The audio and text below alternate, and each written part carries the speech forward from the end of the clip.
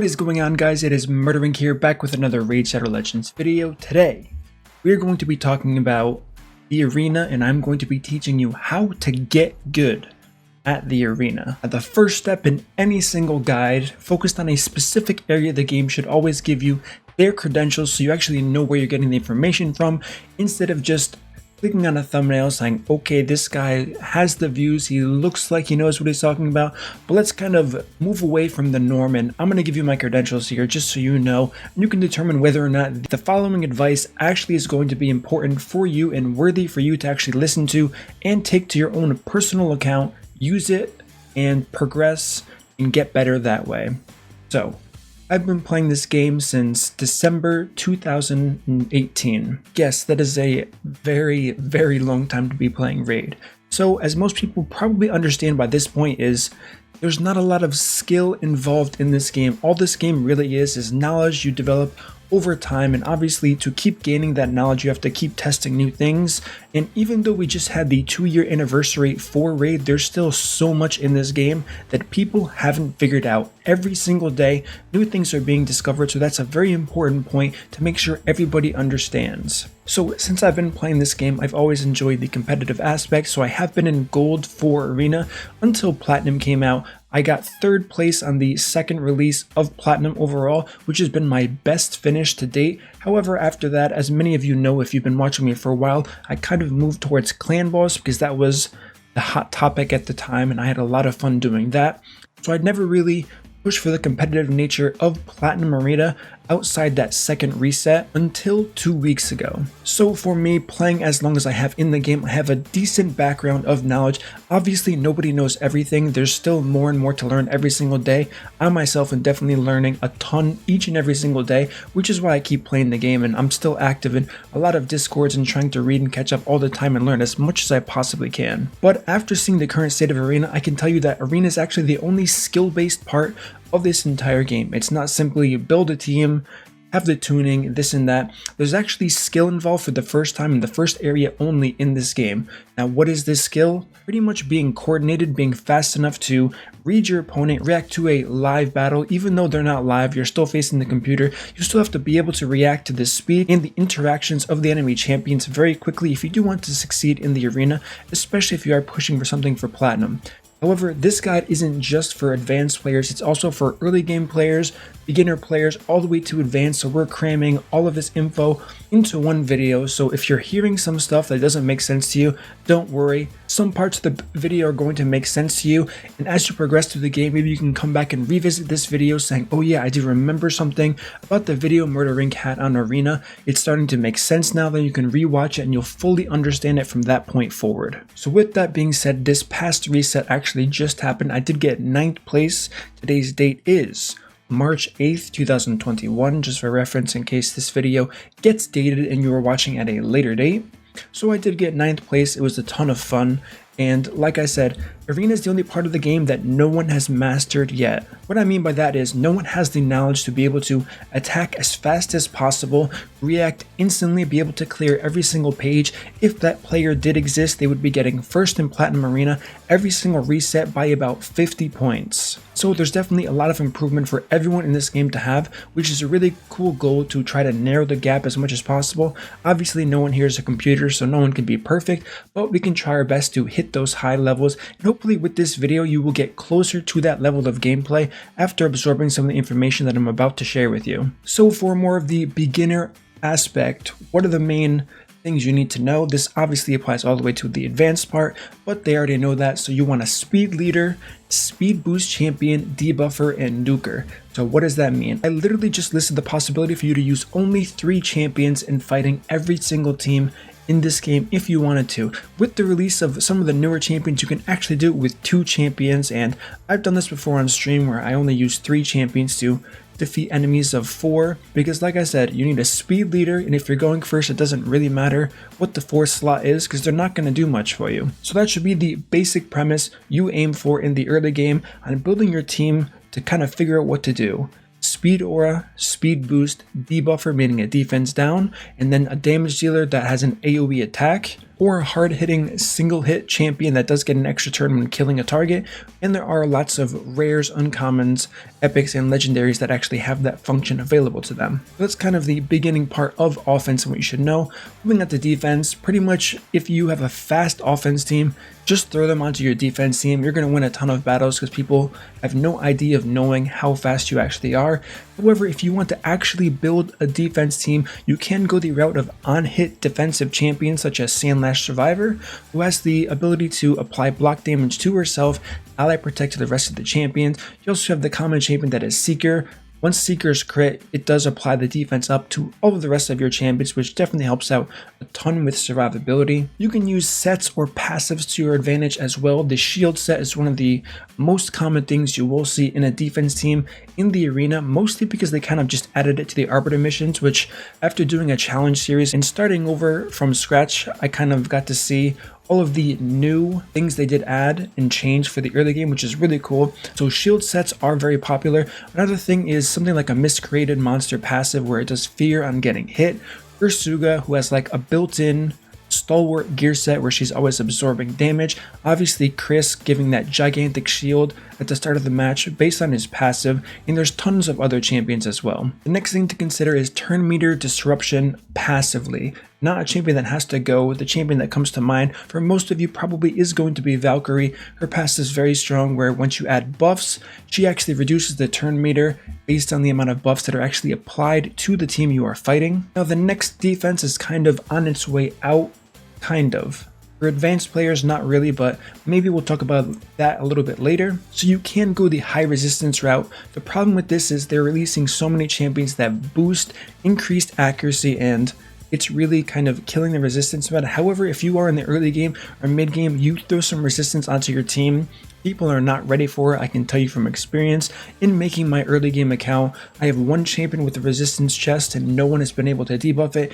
Even those like whale teams people see with full legendaries, they still can't debuff my uncommon champion that has resistance on it, which is kind of funny, but it goes to show you how little people actually respect resistance early on into the game. So it's definitely a viable strategy if you wanted to use that to get through bronze all the way to silver for sure. The next key to a defense, and it's more of an advanced point, is build a defense that forces your opponent to take precaution before fighting it. The perfect example of this is going to be our friend Tormund. He was a past fusion. He has that annoying freeze when you use certain things like buffs, so on and so forth.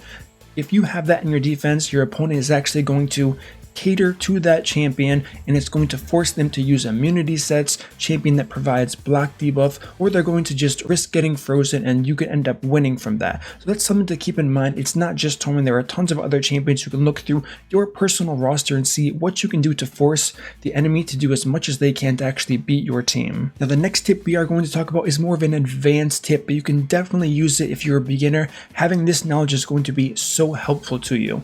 So reading enemy power is extremely important in Platinum Arena all the way to literally Bronze Arena. High power usually means they have higher resistance on them.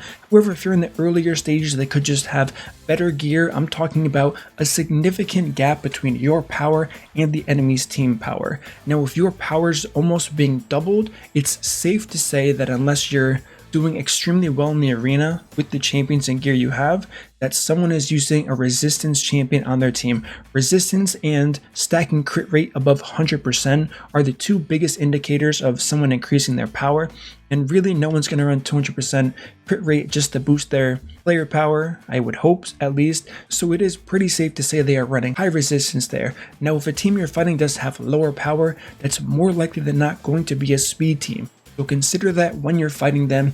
Know that there's speed in front of you, know that there is resistance in front of you if the team is high power, and use that to your advantage when fighting these teams. It's going to help you so much in the long run. This is something I wish I knew early on because I was kind of just fighting. I never looked at the power, and it really hurt how many times I would win and lose when I was trying to fill up my Great Hall and get all of the medals possible. The next important thing to look at is going to be enemy synergy.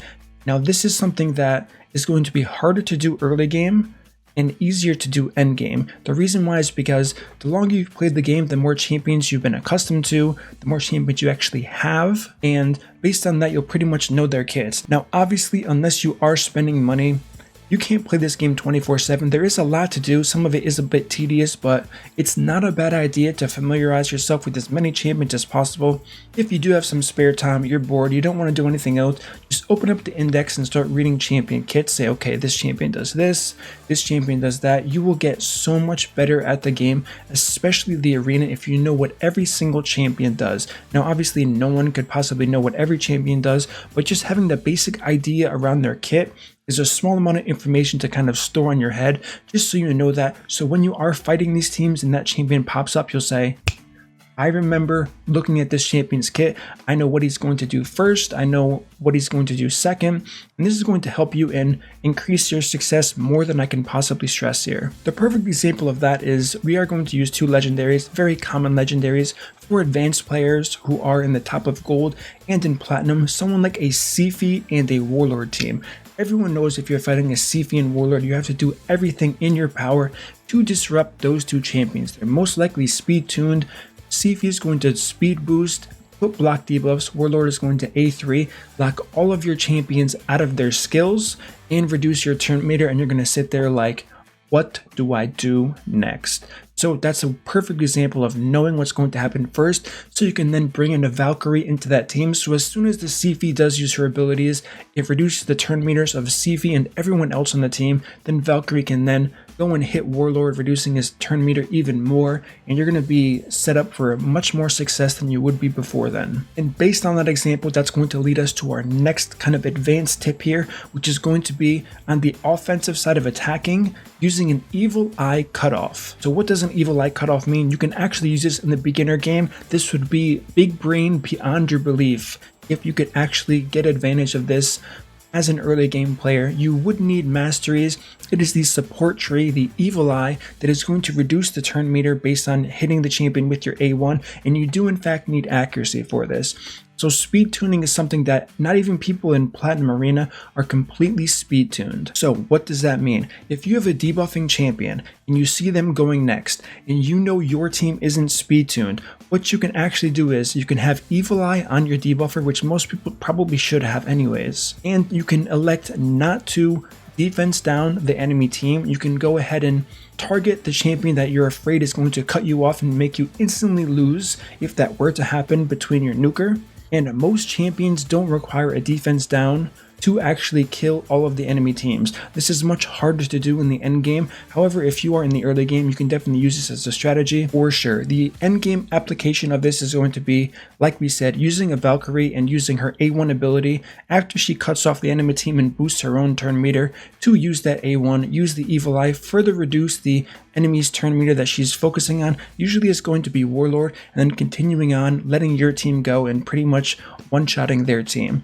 But like I said, there is that other application where you can't have it on your either 4th role champion, because we did say you only needed 3 to actually make everything happen for you, or you can use your debuffer, elect not to use that defense down if you're confident your AoE champion can kill their team without a defense down or weaken on the enemies. You can simply use that A1, reduce the turn meter of the threat. You can read the turn meters when you're in the fight, and if their turn meter is higher than your turn meter, obviously they're going to go first. Use that A1, reduce the turn meter, and you're literally golden, and you just saved yourself from a loss you wouldn't have had before if you just defense downed their team. The next thing that is extremely advanced in endgame, and something most beginner players are going to have to come back to, is something called resistance tuning. As we just mentioned, Valkyrie is someone who's very common in the arena. If you're not faster than someone, what are you going to do? Bring a CC Hegemon or bring someone like a Valkyrie. Now, how can you kind of get around being beaten by a Valkyrie team? It's something called resistance tuning. It's been in the game for quite some time, but not a lot of players actually know about this.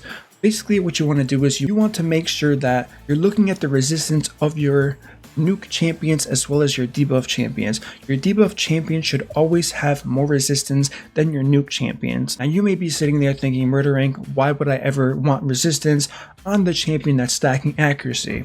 This is exactly why you want that to happen. If you are fighting a Valkyrie, you buff your team, she reduces the turn meter of everyone on your team. As we all know, there is a 3% chance for any debuff or buff to either land or not land that's built into the game. If your nuke champion and your debuffing champion have the same amount of low resistance, it's possible that your debuffer actually doesn't go until after your nuking champion, making your entire attack useless. Now, what can you do to kind of remedy this and make it much more beneficial in your favor?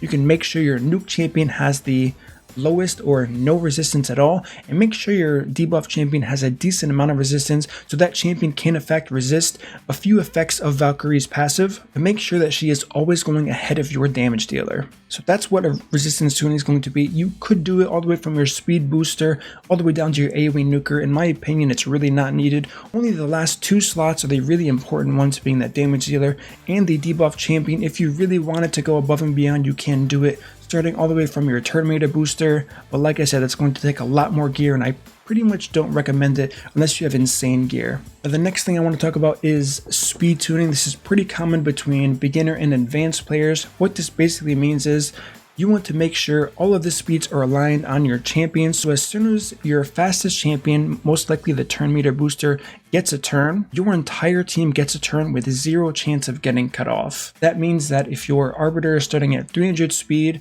the turn meter boost is going to fill the turn meter of your next champion all the way up, guaranteeing they're overfilled on their turn meter and they cannot be outsped by the enemy. And the same thing applies in a trickle-down effect all the way to your nuking champion. This can be done on multiple websites. There are definitely calculators out there that you can in fact use to make sure your team is speed tuned. Like I've mentioned earlier, a lot of teams aren't speed tuned, and you can definitely use this to your advantage, which is why you can use that evil eye strategy of cutting champions off quite easily. So speed tuning is something that everyone should be doing. There's really no reason not to speed tune. There are a few very advanced ways to kind of make sure that even if someone has a Valkyrie, you're still not getting cutting off, but that's way too advanced for a video, and I'm not really sure if that's supposed to be public knowledge yet at this point, so maybe we'll go over that sometime down the line. The next thing that's going to be beneficial for beginners all the way to advanced players is have options on offense. Ideally, you want 6 to 7 champions as a core offense team, whether it's someone that can strip buffs, someone that has the defense down, someone that blocks revive. Obviously, this is much harder to do in the early game. In the end game, you definitely want to make sure you're thinking about things as you're pulling champions, saying, okay, this champion increases accuracy, this champion has a speed boost and increases accuracy. Maybe this is my best bet. Champions that offer a accuracy aura are very strong. I'm currently using Shamrock in the Platinum Arena. I'm also looking to build up somebody like a Shatterbones for the Platinum reset. I've used them to much success. They have awesome kits, definitely underplayed and undervalued. So hopefully we do see more of them after I start talking about them here, but they have great kits, and most resistance teams don't build high speed. That's pretty much just the way it goes. It's really hard to build the resistance you actually need in high arena rating and the speed possible, so sometimes I can even run my damage dealing champion as lead to get some type of attack aura instead of a speed aura, and I'm still fine when I'm fighting those teams. So now the final point I do want to talk about today in this video is going to be defense. This is the best advice I can give any of you for defense, because I know everyone wants to know about defense. And even though there's really no concrete answer, the best way to success that I personally found is be unique. Try something new. As I said, people are doing research, they're learning how champions work. So what you have to do is build a champion that has a specific role that all players know about, then build them the opposite of how players would expect to fight them. Now, if you're sitting there really confused, like what does that even mean? Let me give you the perfect example of something I did with the help of our good friend 69 Boomer. So what we were talking about and what he actually built for me, and then I started and kind of took it to the next level, is he built a kind of fast Razen for my team. So I took that to the next level and I put my best speed gear, meaning over 350 speed, on the Razen. Now, Murder, are you mad? Are you actually mad? Who would put that much speed on a Razen? Answer, literally nobody. Now, how did I do on that Platinum reset? I won more defenses on that Platinum reset than I have in the past month and a half in the Platinum Arena. No one expects when they see a Razen leader with the resistance aura for the arena. They have so much speed where they're actually saying, okay, there's no way this guy's gonna go first. I can go lenient on my speed. Then all of a sudden my Razen comes out of nowhere, uses that A3 ability, does a decent amount of damage, fully depletes their turn meter, and they're sitting there like, So what did I do there? I took a champion no one was expecting the build for. I used it and I baited pretty much everyone into fighting me. The fight either took too long and they lost, or my team did enough damage to actually kill them, and it worked to major success. So if you have Razin, which most people do since it is a permanent fusion in this game, use the build I'm talking about. You don't have to actually use your turn meter booster champions if you can't spare that gear, but make him very fast, give him a decent amount of accuracy, throw him in your defense. The amount of people who will watch this video compared to the amount of players in this game is huge. So it's very likely that people aren't going to expect what you're about to do if you do try this, and you're going to see tons and tons of actual wins on your defense. The other thing you can do is use the same tactic with someone like a Warlord. Build your team with 2 to 3 immunity sets, then build your Warlord extremely fast. He's then going to use his A3 over his A2, locking everyone out of their abilities and reducing their turn meter, and pretty much you just win from there. There are very few champions that can't kill a team of 4 that are subject to only using their A1s for that many turns. Alright guys, that's going to be my video. Hopefully you enjoyed it. What other kind of tips and tricks do you have? Let me know in the comments. What do you think about this guide so far? Hopefully you guys have increased success. Now the last thing I want to talk about is experience is key in the arena. It doesn't matter if the person that recently finished first in the arena gives you all of the advice and says, here you go, here are the tools. It just doesn't work that way. The game's not like that, especially for arena. I can do an account takeover for somebody, build them a clan boss team. That team will always do the damage within a threshold that I provided for them. However, I cannot build an arena team for someone and say, here, now you can get into platinum every single week. Now you can hit gold 4, silver 4 every single week. It just doesn't work that way. You have to have the experience and the knowledge behind it to actually succeed in the arena. So hopefully this list, along with your continued knowledge gain and progression throughout this game, will help you in the arena, because that's pretty much all it takes, as well as, like I said, the coordination of attacking very quickly if you are pushing for reset. If it's not during reset, obviously there's no need to attack quickly. The only thing you will need outside of reset is quick thinking, being able to adapt in certain situations when you do come across them in the arena, knowing which skills to use and which skills not to use. Alright guys, as always, if you enjoy this content, don't forget to subscribe, turn on the notification bell, like this video, and I will see you all in my next upload.